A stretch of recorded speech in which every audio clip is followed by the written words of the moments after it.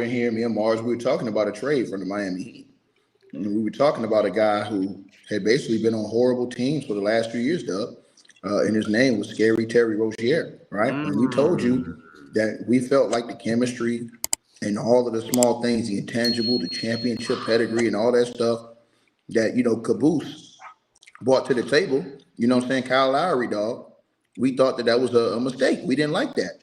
But somebody by the name of Debonair, who I told needs to go holler at Vince McMahon because he's a wrestler, not a basketball player.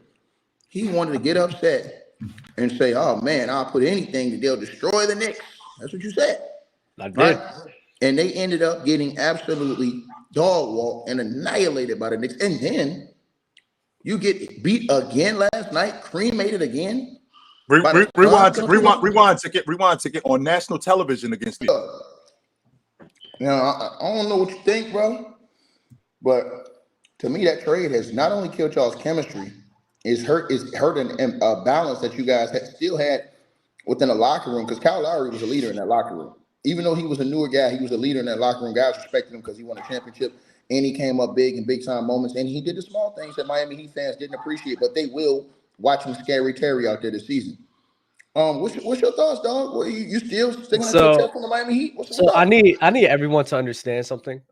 Miami Heat last year in the regular season was an 8th seed with Kyle Lowry. Just not last year. Not. I'll let you get this off. It's not last year. Let's not sit. No. So let's not sit here and act as if in the playoffs that things can change dramatically, okay?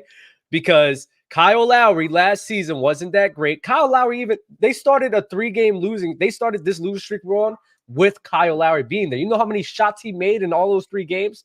4 shots. He made 4 shots in 3 games. Shots he made in the playoffs. No, and that's the point. And that's my point. If you're gonna criticize Miami and them not being this good crew, the same way that you're bigging up Kyle Lowry in the postseason, let's wait for this team to show out in the postseason and see what they can might do. Not make it. But Miami last season was an 8th seed, almost got bounced with Kyle Lowry. But we wasn't questioning the intangibles, the chemistry.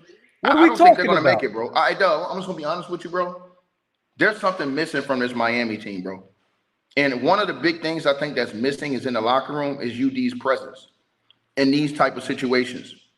I think UD's presence is missing in these type of situations behind the scenes in the locker room on a day-to-day basis, at practice on a day-to-day basis. You can't replicate that. That's something that you can't replicate. So when his team was down, I always, Chilltown and Mars felt like UD was the pulse. He was the defibrillator that kept these guys, their chest pumping. You understand what I'm saying? Whenever they was going to flatline as a team. Because you guys almost flatlined last year and missed the whole playoffs. You came back and won that other game. We are not going to sit here and credit that to UD. Are you kidding me? Listen, Dub, listen to your boy. But this year, Dub, it just doesn't seem like, because you always going to have Jimmy in the locker room. But you always need an opposite of Jimmy. And to me, when you got rid of Kyle Lowry, and that's why I'm not talking about just basketball. When me and Chilltown told you that we didn't say we was talking about just basketball on the court. We talking about the intangibles that the dude brought to the team in situations where it got deep like this. Yeah, you might lose 2 or 3 straight games, whatever. But 7 straight games, though. So let me. I need to preference this as well, because Miami right now is still this is a new crew. This is a new crew that we've been a part of. These are new guys with Jaime. Richardson hasn't been there for years.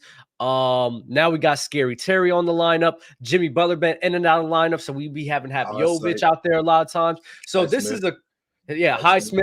Highsmith is not really that new, but yeah, he's getting more PT than before. The thing is, just a few weeks ago, Miami was sitting on the 4-speed and nobody was criticizing them at all. They're going through this losing streak right now. In my opinion, throughout a process of getting a trade, in my opinion, there's nothing to be upset about, because a team that's fairly new with each other, there needs to be an adjustment period. We just seen the Clippers have they had like 1-9 in a 10-game stretch when James Harden just got there. Let's not sit here and act as if Miami's in question because they're going through this 7-game.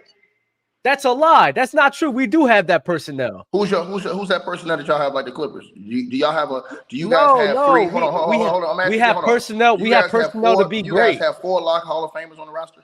We have personnel to be great.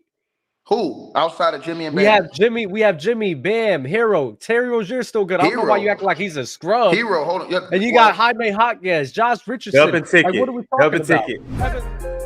It's the player choice way. Yeah, them boys don't get it started. The player choice way. Yeah, the player choice way. Come and switch lanes into the player choice way.